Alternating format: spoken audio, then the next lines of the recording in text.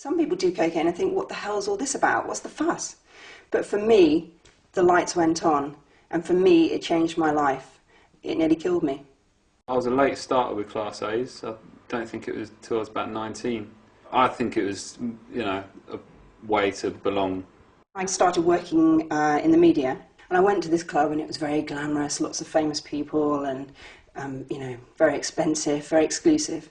And I was offered cocaine. I kind of bought into the dream of cocaine, as many people do, that it's a sign of having made it, or it's kind of part of show business and all of that stuff. And I didn't really think twice. I went to the toilet and I did my first line of cocaine. And yeah, I thought, I've arrived. Bad stuff happened from that first night, but at the time I had the blinkers on. Later that night, I was sick in a plant pot in a VIP room. You know, that's not very glamorous. Right from that first night, I passed out on a bus later on when I came down and ended up in the middle of nowhere, really dangerous, very vulnerable for a young woman on her own. And there came a point where I became so sensitive to the adrenaline part of cocaine that I would be physically sick. You know, and at first that was shocking. You know, I'd go out for a really lovely dinner on a Friday night, score, do a line and be sick, you know.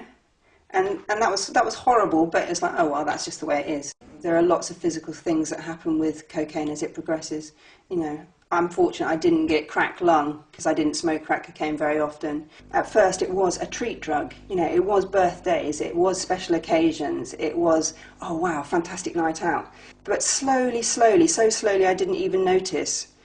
I couldn't have that great night out if I didn't have a wrap of cocaine on me.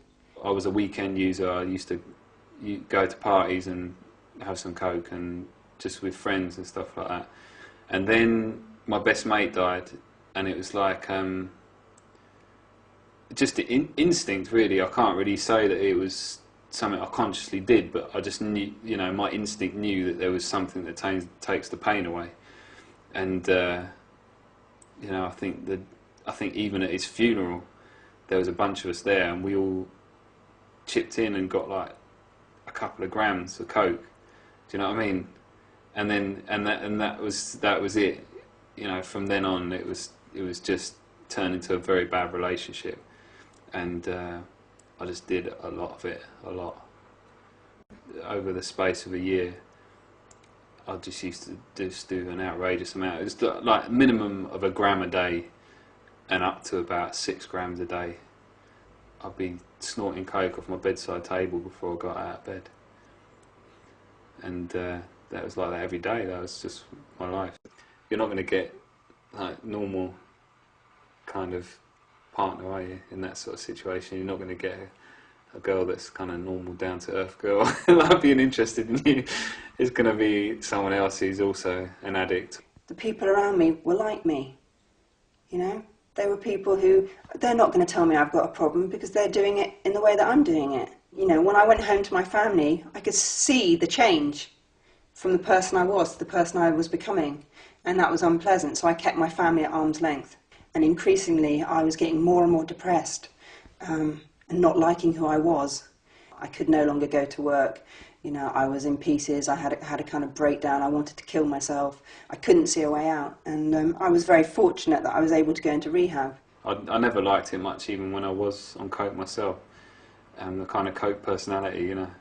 Coke is like an ego drug. It's like confidence. So it's like everyone on coke tends to be really overconfident, you know. And just do your head in, you know. You get talked at, don't you, by people on coke. It's horrible. I treated people in really horrible ways. I thought I was more important than anybody else, pretty much. You know, I was in that egotistical, coke-fueled state a lot of the time, but I couldn't see it because the addiction had me, you know. It cast its little spell. I never say to people, don't take drugs, because I know that if anybody had said that to me, I'd have laughed at them.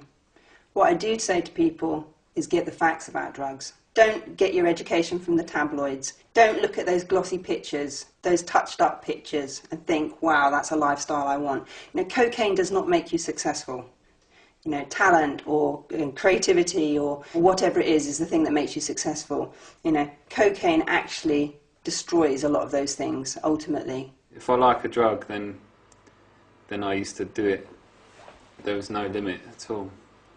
That's why I don't do any at all now. It was kind of like the colour kind of drained out of my life, it felt. Yeah, unless there was cocaine there. And initially cocaine would put the colour back in and it would make everything great again. But then over a period of time, things got blacker and blacker and blacker. I'd had no understanding that addiction isn't just about the substance. Addiction is about, having to use substances to change the way you feel because you can't cope with being you.